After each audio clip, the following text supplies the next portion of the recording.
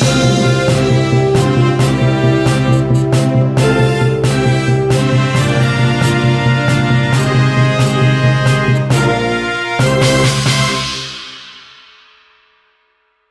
News India 24 देखने वाले सभी दर्शकों का स्वागत है। आइए चलते हैं आज की खबरों के साथ। सुधीर बंसल उत्तर पश्चिमी दिल्ली के एक जाने माने कांग्रेस कार्यकर्ता है। इन्होंने अपनी मेहनत और लगन से कांग्रेस को उत्तरी पश्चिमी दिल्ली में बुलंदियों पर पहुंचा दिया है। सुधीर बंसल कर्मठ समाज सेवी तथा जमीनी से जुड़े हुए नेता है। ये अपनी मधुपासी और सबके चहीते हैं। इसी कारण ये सभी पार्टी के भी चहीते हैं। आइए देखते हैं हमारे संवाददाता के सुनील बंसल जी के साथ बिताए गए कुछ यादगार पल। न्यूज़ इंडिया देखने वाले सभी दर्शकों का स्वागत है। अभी मैं जमीनी स्तर पे कार्य करने वाले कांग्रेसी कार्यकर्ता सुधीर बंसल जी के ऑफिस में उपस्थित हूँ, जिन्होंने नॉर्थ दिल्ली में कांग्रेस को बुलंदियों के शिखर पहुंचाने में महत्वपूर्ण योगदान रहा है। सुधीर चौधरी जी नॉर्थ दिल्ली में एक जाना माना नाम है। ये हर सामाजिक कार्य में आगे रहते हैं और काफी योगदान दिए हैं, जिसके कारण से इन्हें नाम के मोहताज नहीं है। आइए हम बात करते हैं सुधीर बंसल जी से। सुधीर बंसल जी, न्यूज़ इंडिया में आपका स्वागत है। नमस्कार जी, नमस्कार। सुधीर जी, आप तो बहुत पुराने कांग्रेस कार्यकर्ता रहे हैं। आप देख रहे हैं हमारे देश में जघन्य अपराध होते जा रहे हैं और लोगों में कानून का जो डर है वो समाप्त होता जा रहा है। इस वक्त क्या कहना है? अपराध बढ़ने की वजह ये भी है कि इस वक्त केंद्र सरकार सिर्फ राजनीतिक लड़ाई के लिए जातियों को आपस में लड़ा रही है, जिससे कि एक जाति के लोग दूसरी जाति के ऊपर हावी होते जा रहे हैं और दूसरी जाति के लोग बदला लेने के लिए लड़ाइयां लड़ रहे हैं। और देश के अंदर हिंसा का दौर शुरू हो गया, बलात्कार का दौर शुरू हो गया है और सिर्फ आरोप लगाए जा रहे हैं और कोई कार्रवाई नहीं हो रही है। न सरकार कोरोना के मामले में भी फेल हो चुकी है और हिंसा को रोकने के अंदर पूरी तरह नाकाम हो चुकी है सरकार।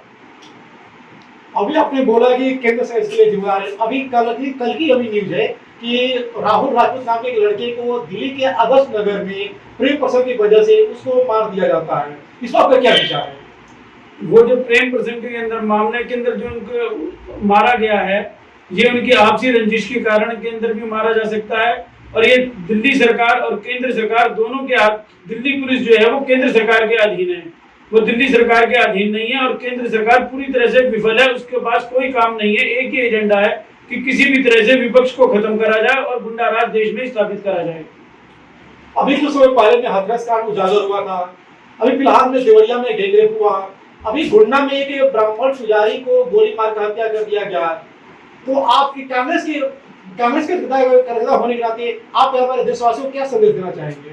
हम देशवासियों को एक ही प्रेम और भाईचारे का ही संदेश देना चाहेंगे। कांग्रेस शुरू से ही देश के अंदर ना जातियों की लड़ाई लड़ी। हमारी लड़ाई हमेशा गुंडागर्दी के खिलाफ रही है और हम किसी भी तरह से कानून को अपने हाथ में लेना पसंद नहीं करते।